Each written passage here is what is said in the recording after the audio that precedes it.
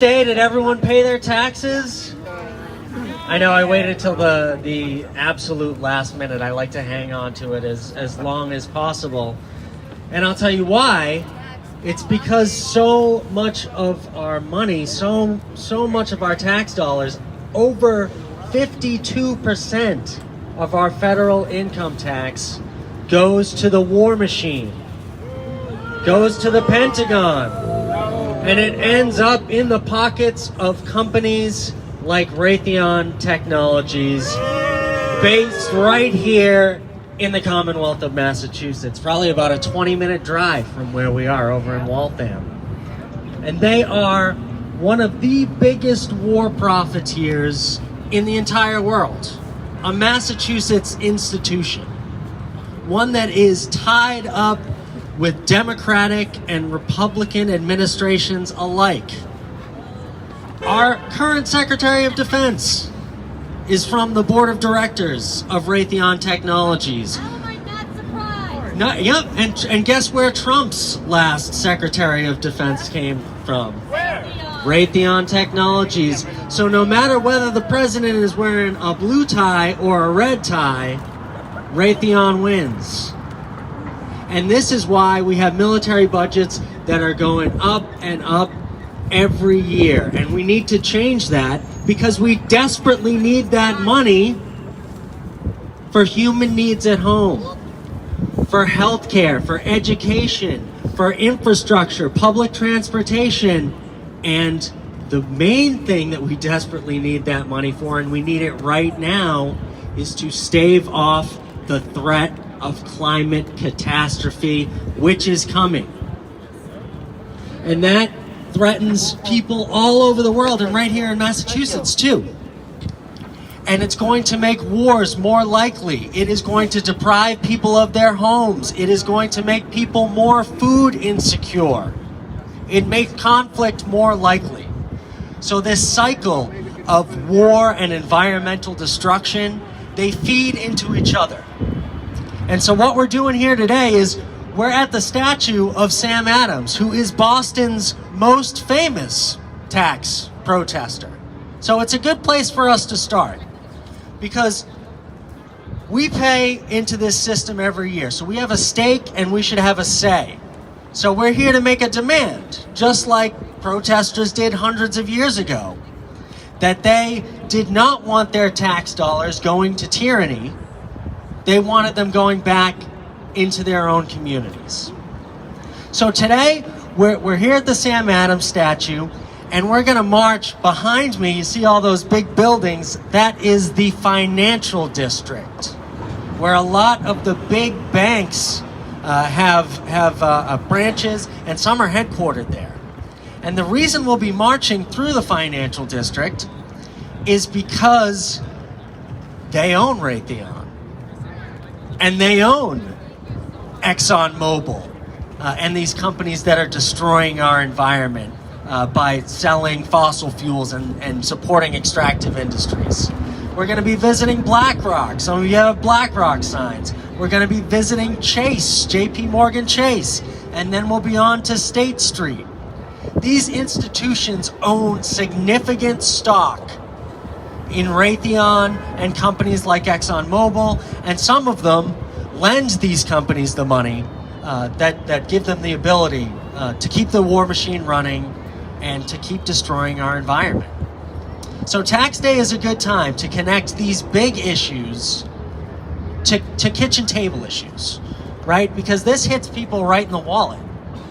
You know, every time you get a paycheck, they're taking out money to send to the federal government. And we don't like what they're spending it on.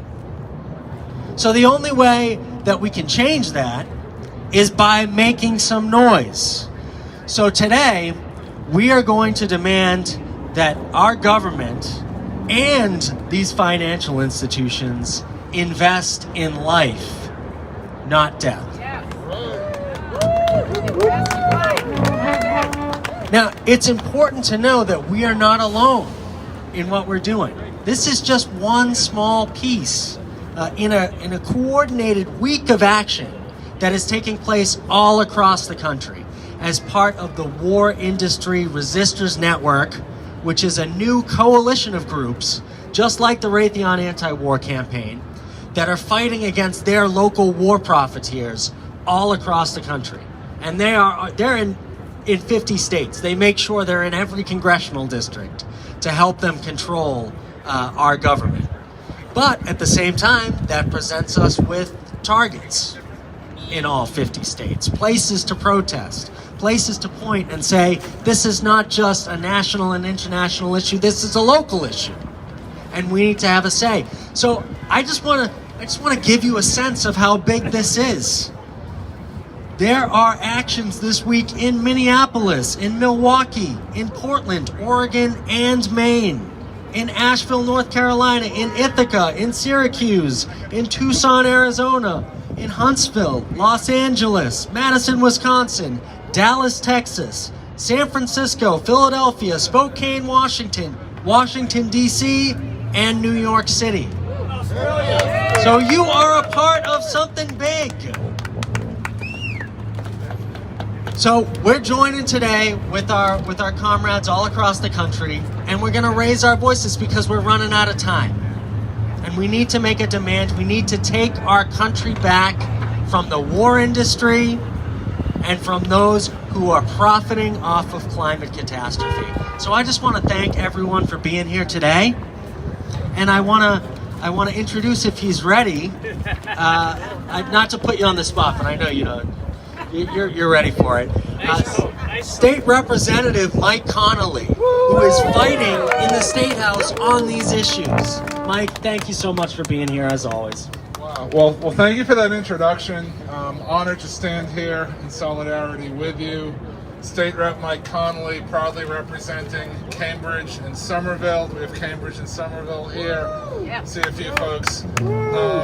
And really, I just want to echo the message. You know, we're in this moment where we have heard the reports of how, did you hear that report last week where all the big weapons manufacturers went to the Pentagon and they've had a big meeting as they're mapping out all of the money that they intend for our federal government to pour into not just maintaining our war machine and not just maintaining the imperialist footprint that we maintain all around the world, but growing it and expanding it and pouring more and more weapons into areas of conflict. And I stand here and I stand with you opposed to that mindset. And I want to uplift our Congresswoman, Ayanna Pressley, who hasn't been afraid to cast votes in opposition, to say, I say no to these budgets and to these investments. And she's a model, and we need more and more leaders in Congress and on Beacon Hill and across the state and across the country to say no.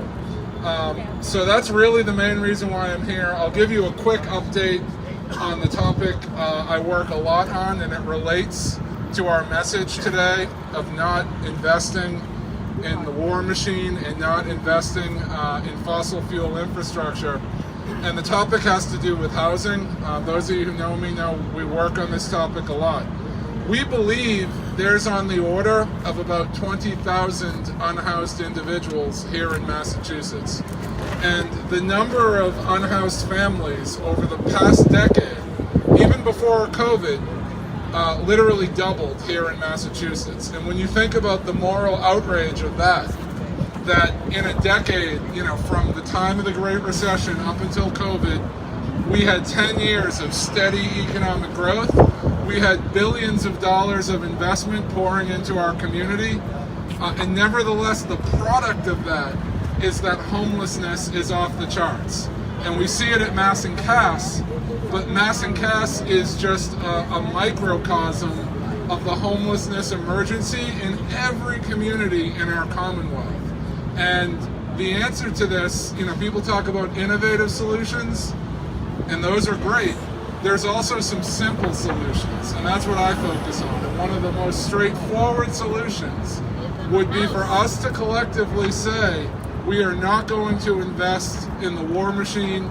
Instead, we're going to address homelessness. We're going to provide money so that we can build affordable housing, maintain affordable housing, deliver the services to people so that they can lift themselves out of being unhoused. So, you know, that's the message.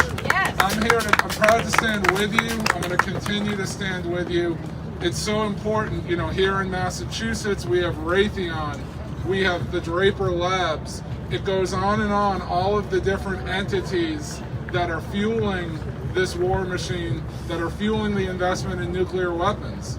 And, you know, everyone's focused on Ukraine right now. Let's hope people remember this moment of crisis and do that work with us to obliterate and abolish this notion of nuclear weapons. Because, you know, clearly what Putin has taught people is if you have the bomb, you can get away with anything. And so I think that gives us the rationale to think we need to do away with these weapons of mass destruction. So that's my speech. I'm proud to be here with you.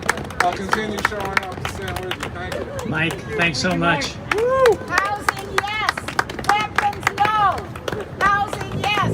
Weapons, no. Housing, yes. Weapons, no. Housing, yes. Weapons, no. Housing, yes. Weapons, no. Housing, yes. Weapons, no. Housing, yes. Weapons, no. We are about to begin our march. Just to let you know, at each location we go, you will all be asked to chant at some point based on our theme, invest in life, not death. When you get your cue, hopefully everyone will jump in loud and clear. Let me just mention that we are very happy today to have members of BABAM with us. And they will lead us through from one location to another, okay? So we got a lot of education we're going to do today. Let's see how it comes off, but it's great to see everybody. And Brian, let's get this going. All right, thanks everyone. Just to let you know, we're going to be marching up Congress Street to State. It's a very short march, and then just taking a quick left, and we're going to visit BlackRock, who is one of the worst investment companies in the whole world when it comes to militarism and climate destruction. So thanks everyone for being here, and let's have some fun.